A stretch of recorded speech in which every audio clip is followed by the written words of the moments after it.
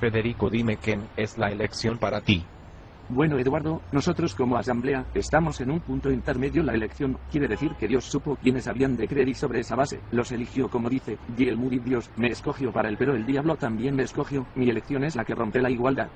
Esto realmente no sería escoger o elegir, Dios no nos estaría escogiendo, en cambio, nosotros estaríamos escogiéndolo a Él, y Él simplemente sabría esto. Más aún, el diablo, una criatura, estaría ubicado en un plano igual al de Dios. El testimonio consistente de la Escritura es que Dios es quien escoge, no nosotros. Lo vemos en Romanos 9, habla de una forma amplia del tema. Pero eso extingue la responsabilidad humana, y Dios sería injusto porque Él decidiría mi destino.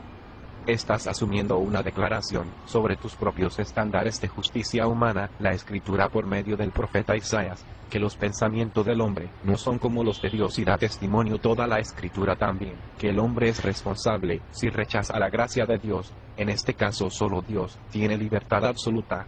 Mira, Romanos 9 dice: tendré misericordia del que yo tenga misericordia, y me compadeceré del que yo me compadezca. Y luego, ¿o no tiene potestad el alfarero sobre el barro, para hacer de la misma masa un vaso para honra y otro para deshonra? Y finalmente está claro que así que no depende del que quiere, ni del que corre, sino de Dios, que tiene misericordia, tal como lo dice la Escritura.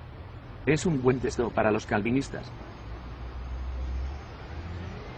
La elección es necesario debido a que somos pecadores totalmente depravados, es decir, con la incapacidad de hacer la voluntad de Dios. En otras no podemos escoger a Dios a menos que Él primero nos escoja a nosotros. De hecho, los incrédulos están espiritualmente muertos hasta que el Espíritu de Dios los llama, es decir, no pueden responder a nada fuera del ámbito del pecado, como vemos en Efesios 2. Tal como Lázaro estaba muerto hasta que Jesús lo llamó, también los incrédulos están muertos hasta que el Espíritu de Dios los llame. Y justo como Lázaro no podía gloriarse de decir que Jesús no podría haberlo hecho sin él, tampoco nosotros podemos hacerlo. Estás diciendo de que Dios está forzando mi voluntad. Dios no quiere títeres ni robots. El proceso de elección, cómo se opera en nuestras propias vidas, no viola nuestra voluntad. Esto es la doctrina de la gracia irresistible. No significa coerción divina, como si Dios nos forzara a someternos a hacer su voluntad. En cambio, es una persuasión convincente. El diablo ha cegado los ojos del mundo, y una vez que nuestros ojos han sido iluminados por el Espíritu de Dios, vemos lo que Dios ha hecho por nosotros. Más aún, si la gracia fuera irresistible, significaría que la persona que pueda resistir la voluntad de Dios es un sujeto fuerte y poderoso, y aquellos que no pueden, y por tanto aquellos que resultan salvos, son débiles. Esa no es la imagen bíblica. Mi hermano que salió como rebelde dice argumentos parecidos a los tuyos. Tienes que aprender a someterte a la visión de la asamblea. Además, tenemos libre albedrío.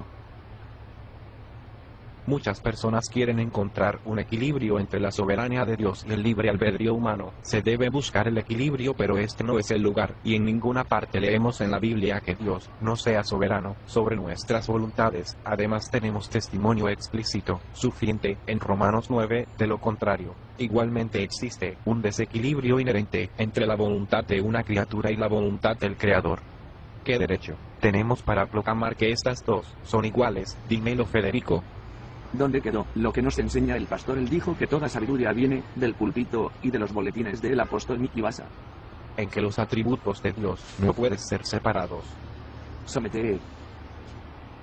Es decir, Él es bueno en su soberanía, infinito en su misericordia, amoroso en su omnipotencia. Sin embargo, nosotros como simples criaturas finitas no podemos comprender la grandeza de su plan. No hay contradicción en Dios, y por nuestra parte debemos someter nuestro intelecto a lo que la Biblia nos dice claramente, aunque haya una comprensión finita en nosotros. Falsas doctrinas.